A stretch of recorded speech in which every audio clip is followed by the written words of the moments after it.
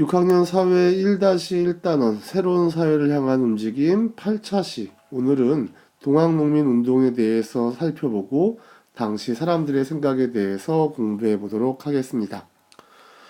전라도 고부군수의 횡포가 날로 심해지자 이를 막기 위해 전봉준과 동학농민군은 군사를 일으키게 됩니다.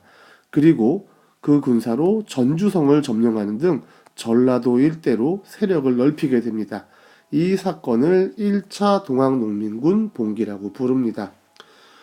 자, 조선 조정은 동학농민군 진압에 어려움을 겪게 되자 청나라에 도움을 요청합니다. 청나라는 조선 조정의 도움을 요청해 그대로 군대를 보내게 되고요. 청나라가 군대를 보내자 일본도 군대를 보내게 됩니다. 다른 나라의 개입을 막기 위해 동학농민군들은 조선 정부와 협상을 하고 동학농민군은 해산하게 됩니다. 하지만 청과 일본은 조선에서 자신들의 영향력을 높이기 위해서 전쟁을 일으키는데요. 그것이 바로 청일전쟁입니다. 각 청나라에서 전쟁이 일어난 거 아니고요. 일본에서 전쟁이 일어난 게 아니라 우리나라에서 청나라와 일본이 누가 우리나라에 더 많은 영향력을 행사할 건지를 가지고 다툰 게 바로 청일전쟁입니다.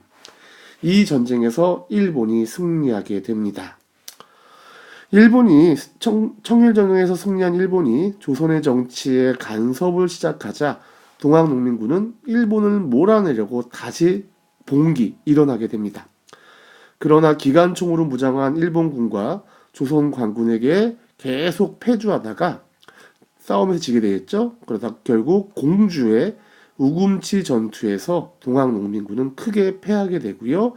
결국 후퇴하고 해산하게 됩니다.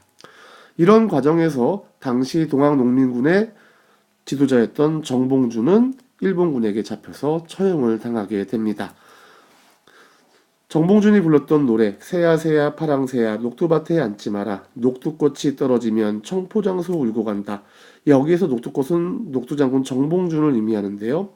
녹두꽃이 떨어졌다는 것은 바로 처형을 당했다는 거죠. 결국 이렇게 2차 동학농민군 봉기는 일본의 개입으로 실패하게 됩니다.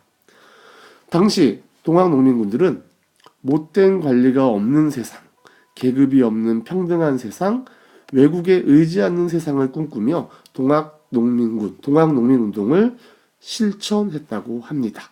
오늘 이렇게 동학농민운동에 대해서 공부해 보았습니다.